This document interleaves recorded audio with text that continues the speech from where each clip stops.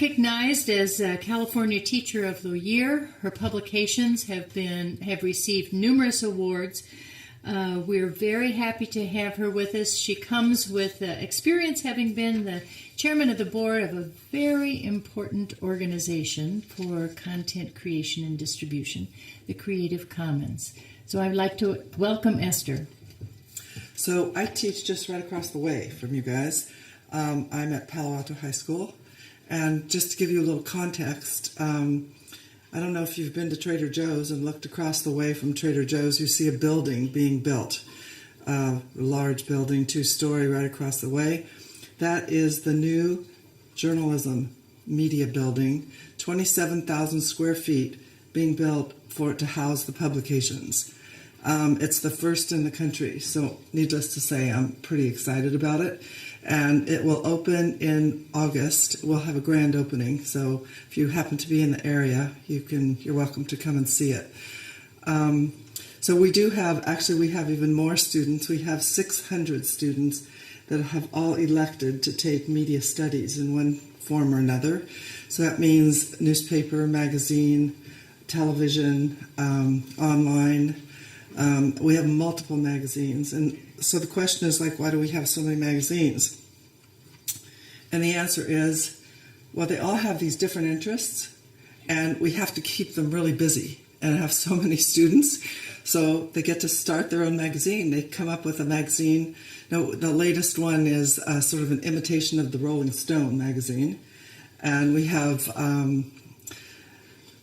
arts and entertainment. We have a sports magazine. One of the ideas was how to get all those guys that, don't really want to write and don't really want to do much of anything besides play sports, how to get them to be interested. So we have a sports magazine. Anyway, I just thought I'd tell you a little bit, give you that little bit of background first before I start and try to figure out which way is the next slide. So here's the global internet population that I thought I'm sure you all know about. But if you see the yellow one, it's those are 39 people per 100. Here in Palo Alto, I would say we're 100%. Especially at Palo Alto High School, we have every single kid seems to have some kind of an electronic device with them all the time. And so here's something interesting for you to know, and I'm not sure you know about it. Every single day, 92,000 articles are posted to the web. That is an incredible amount. So, where are we going? We're anticipating, what's coming here. Well, it's all mobile. Everything is mobile. As I said, every single kid's got a cell phone. And if they don't have a cell phone, the next thing that is coming is the Chromebooks. I don't know if you're familiar with Chromebooks, but it's it doesn't have a lot of storage on it, but it's inexpensive. They cost about $289, and the schools are using those because they open up immediately, and they're much cheaper than the Macs, and so that's one of the things that is on the horizon. It's probably the fastest growing device at the moment. Also, do you know you can buy one of these at Walmart for $59? Is that incredible? So kids have these devices, but I can also tell you something else that's interesting. Kids do not like tablets. And have you ever seen a kid running around with the iPad? How many kids do you know that run around with an iPad? They don't.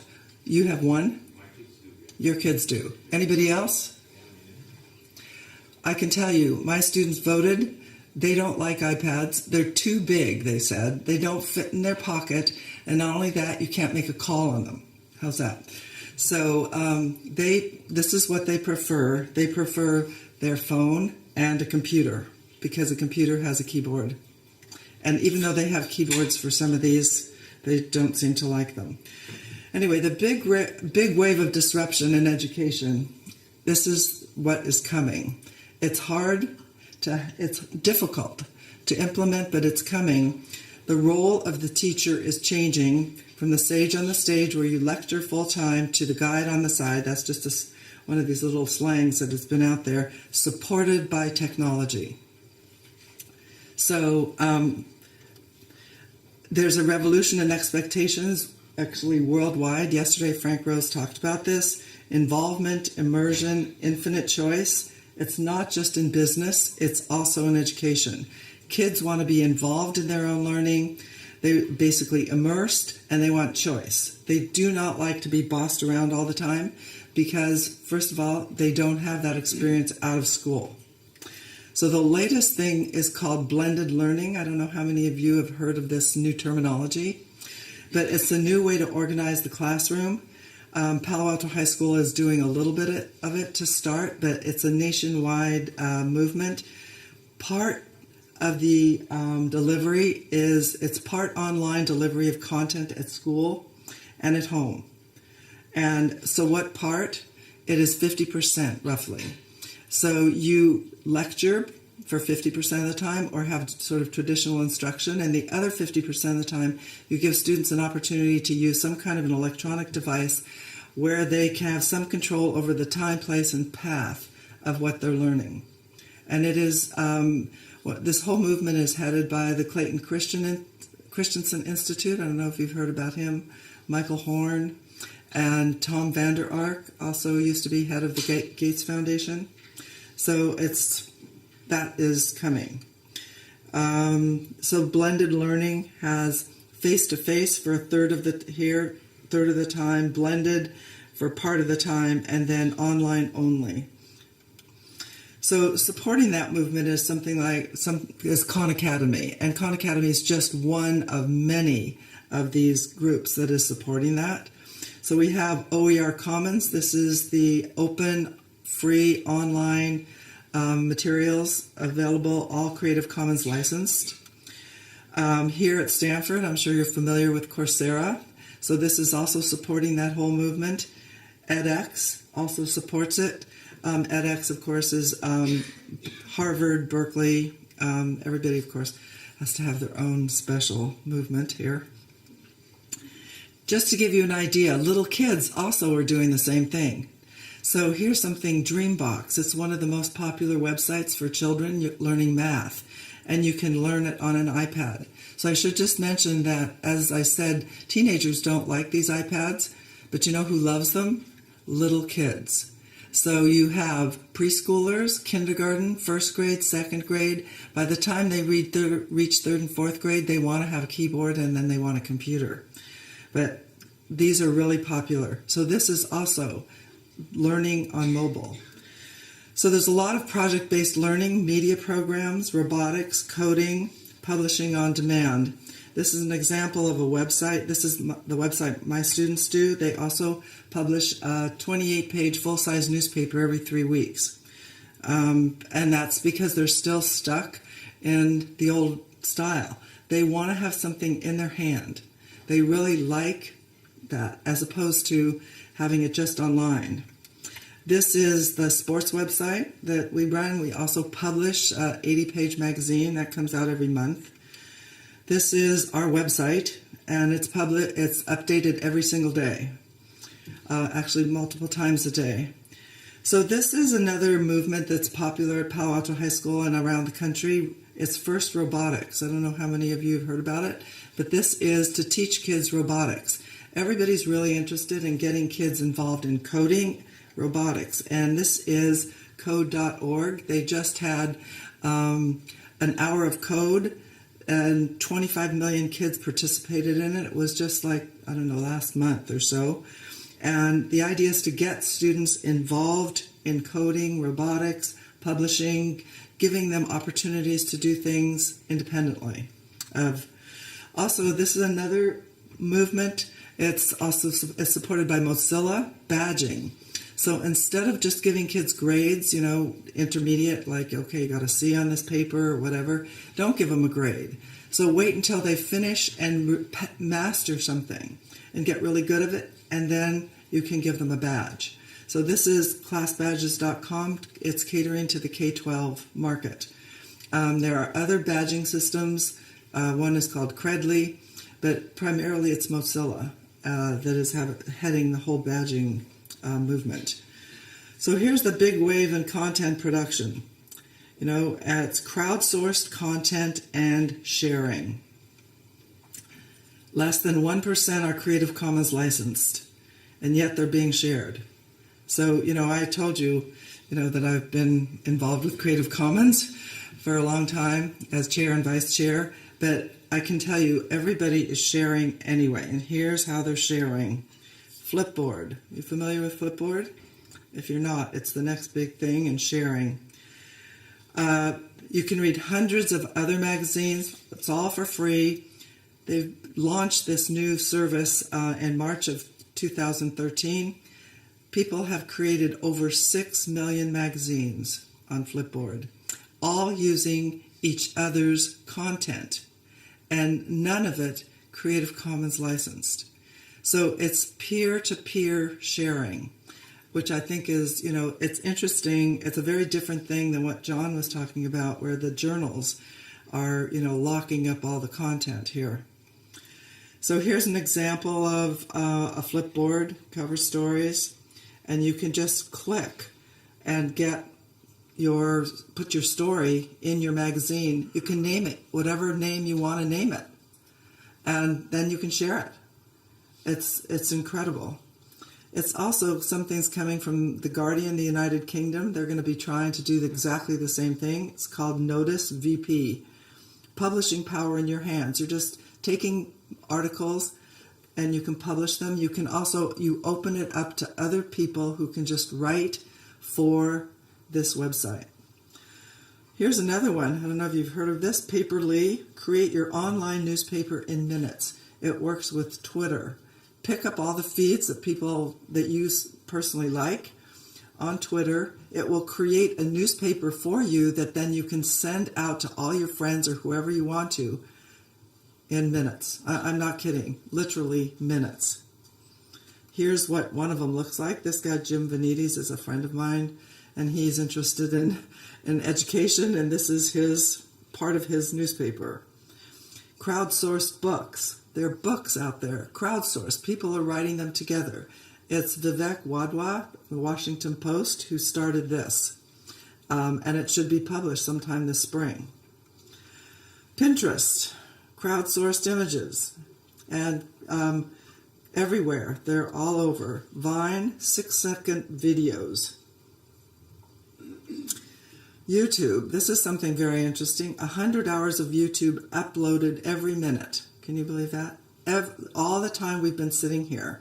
Can you imagine all the videos that have been uploaded? This is all crowdsourced. Here are the statistics.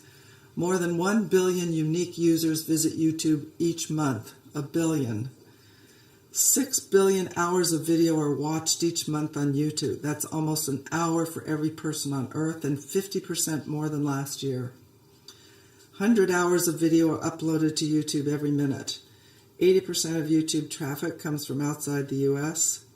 YouTube is localized in 61 countries across 61 languages. According to Nielsen, YouTube reaches more U.S. adults aged 18 to 34 than any cable network. It's just shocking here. Millions of subscriptions happen each day. Number of people subscribing daily is up more than 3 times since last year, and the number of daily subscriptions is up more than 4 times. So the rules for new media, how to do it: micro-chunk it, free it, syndicate it, let anyone take it and run with it, monetize it, put the monetization and tracking systems if you're interested in monetizing. But my kids in my classes are just doing the micro-chunk and putting it out there with no walls around it. So it's also changing government. Twitter, as we all know. Now here's something new and interesting. Kids never used to want to do Twitter. As a matter of fact, I brought the founders of Twitter to my class, who then talked to them all and told them how great it was and so forth, and gave them a big pep talk.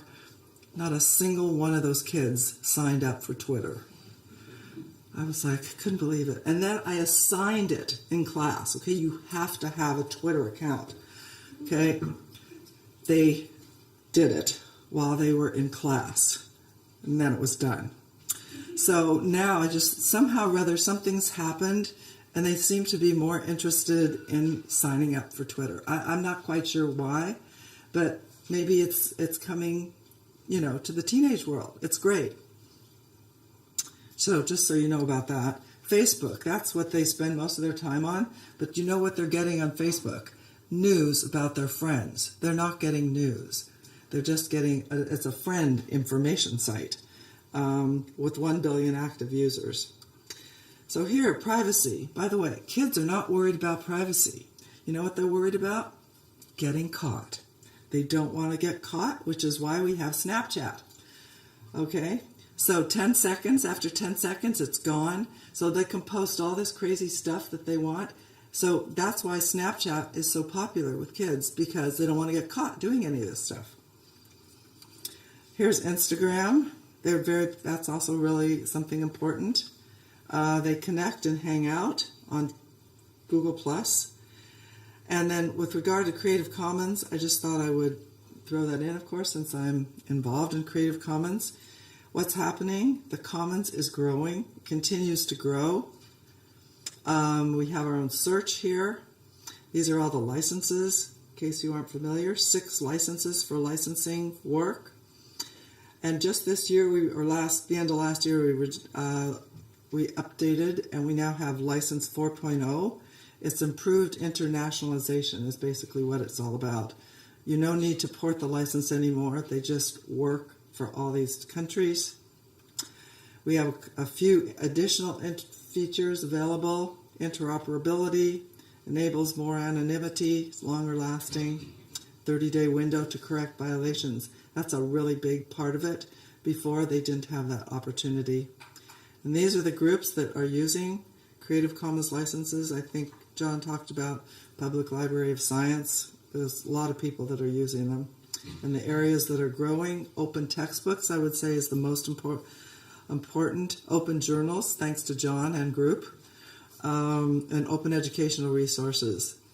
CC licensing is not as pervasive as I would like it to be, and this is the reason. Too much tolerated infringement.